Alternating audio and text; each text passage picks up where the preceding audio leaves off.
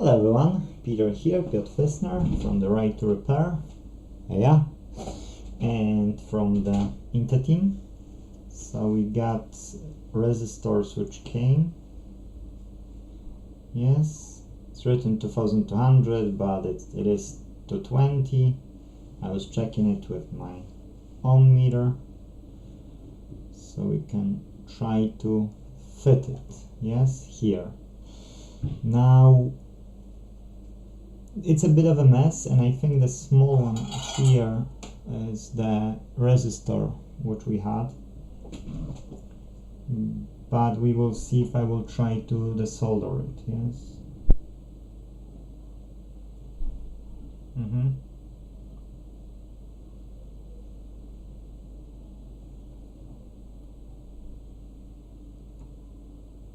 Okay, now we don't have a lot on this pad, so I'll just put a bit of a flux. It pressed that, but not going off yet. I know we've got a flux here, we could neglect it to be true. Oh yeah, we've got it. But I like to put just a bit extra. Let's add a bit too much solder now. I don't know what's not connecting here.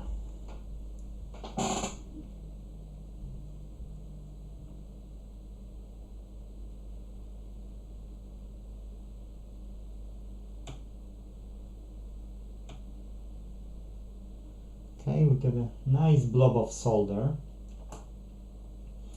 Now what we need my left hand, which I don't like to use for such things.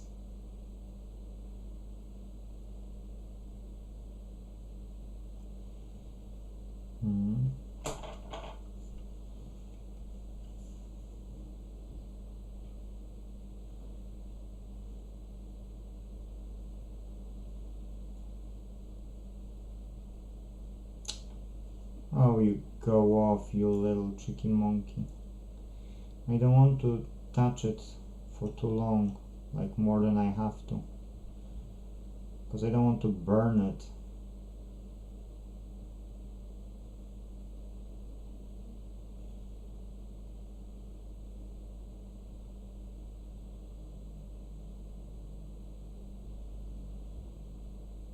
I can't work like that, guys. Something's wrong, but I can't work like that.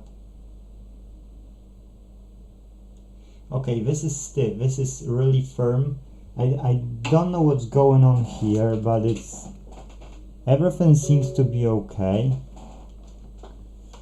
I don't understand why it's doing me such a hard time.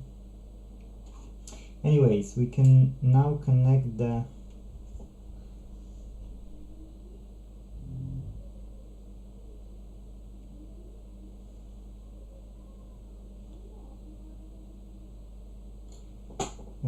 I would put just a bit flux on it. Don't know how I will clean on all the mess yet. No, it's really disturbing, guys. Everything is, like, no, I'm moving and it's not, but then suddenly on its own it just so annoying.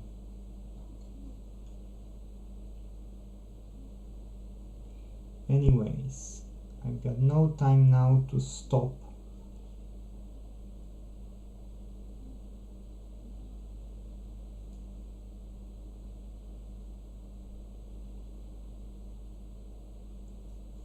Okay, for a test, it's good enough. Good enough. Now will be black again. Yes, black again. So I think I need to fix this one now. See, I'm fixing one thing and then second thing is just going off. Now, can I poke it? Yes, this time it's really firm. Like, wow. Nice, okay. Let us check if that still has 220. Because if that has 220, then we can make a test.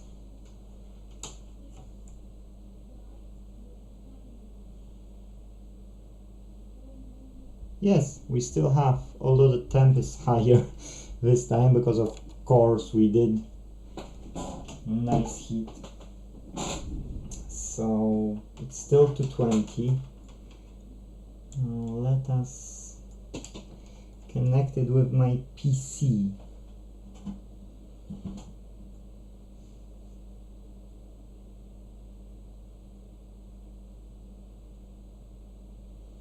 Okay, it's not recognized as a device on the USB,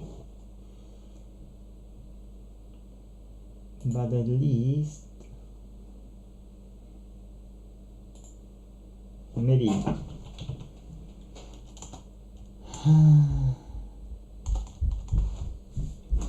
don't know if I have anything as a devices opposed. So guys, I did check under the Ubuntu, under the Linux and under the Windows. On both of the devices I can't install it as this device. On Windows I could recognize as some USB device. I can't recognize it as a MIDI device. I don't know if that's the driver, maybe, on Windows 10. On Linux I've installed the package, but I need to restart it, so we don't know. But it is working in the way that you can plug it in through the power and then use all those MIDI features, yes, so it's partial fix. Now I'll ask customer to come with a device, with his laptop I mean, and that will be recognizable, yes, that means the issue is solved. If not, that means the communication of this device is frozen somewhere, yes, either the chipset which is communicating or something else. Sometimes it's fixable, sometimes it's not fixable, but we need to see what's causing that, yes, because USB communication should be with this device, and at least you should have like a name or something, description, yes, because that's the USB protocol which should be sending, so that should be seen.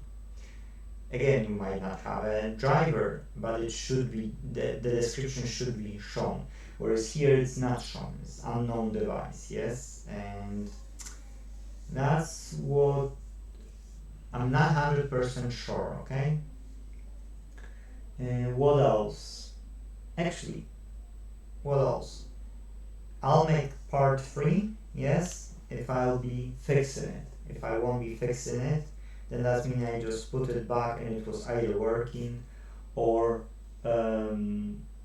customer decided to only leave with the power on and then he's using it as a MIDI device to connect all his devices and customer wants this way, yes? So I'll tell you in the next episodes what happened with this MIDI device, but for now I can't do anything more than I did.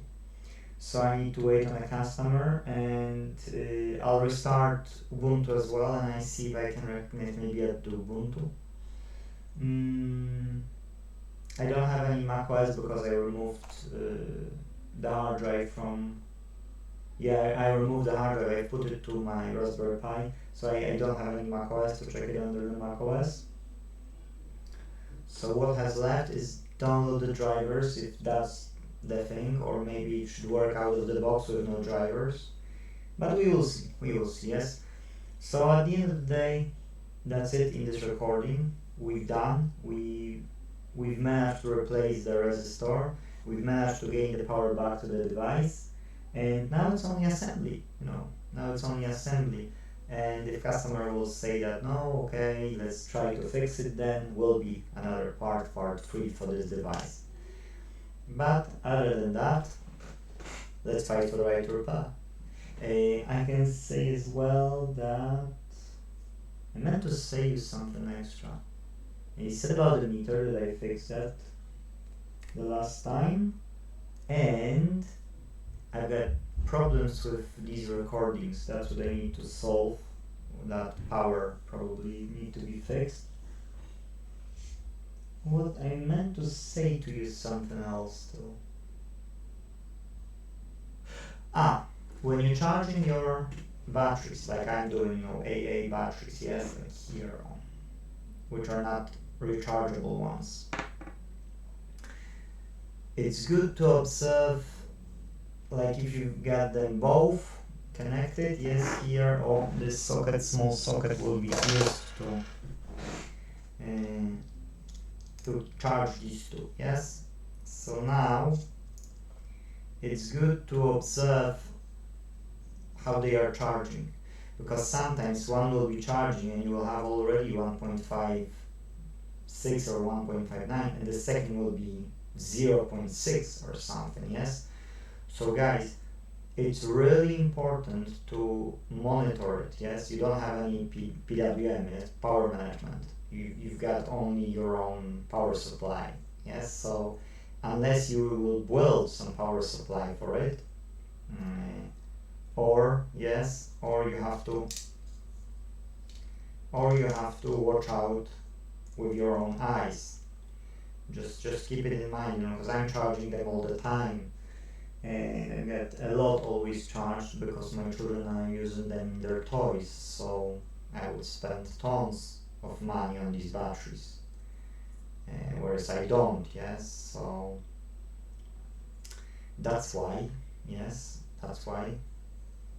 it's worth to remember to monitor the power if you don't have PWM, power management. Sometimes we'll go to the 1.8 or 1.9 volt, and then we'll start to giving you like a hissing noise. It's because the pressure will try to go, gases will try to go out, yes? And that's overcharged. If you will be overcharging them all the time, then you will do less cycles on them, okay? So you can charge them to about 1.6 will be fine, 1.7 even, you shouldn't, but it might be fine as well. You will have experience, you will know exactly which one, how much you can go over. But if you will charge to 1.9, some of them will last, and some of them won't. They will give you not nice noises, and you don't want to hear these noises. So that's why, it's up to you. I'm making a short. This little to 0, what it is here.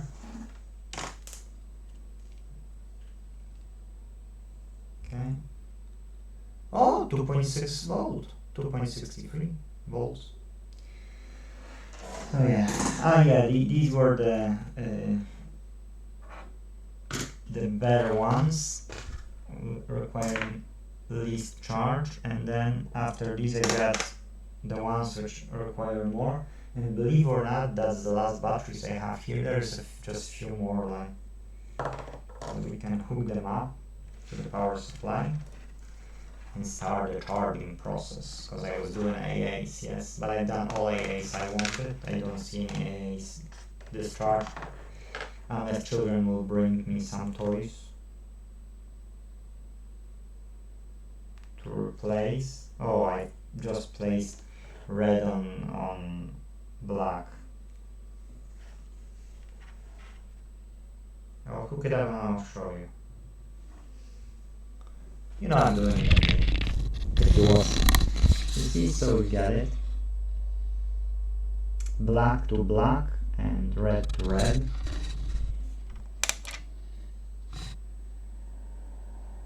Yes.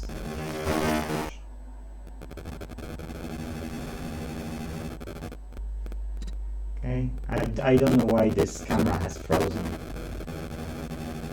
But anyways, okay, let's finish the recording. Oh no, it's unfrozen, that's fine.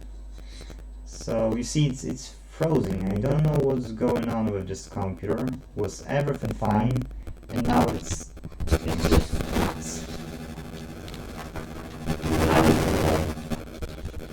anyways, let's finish it up.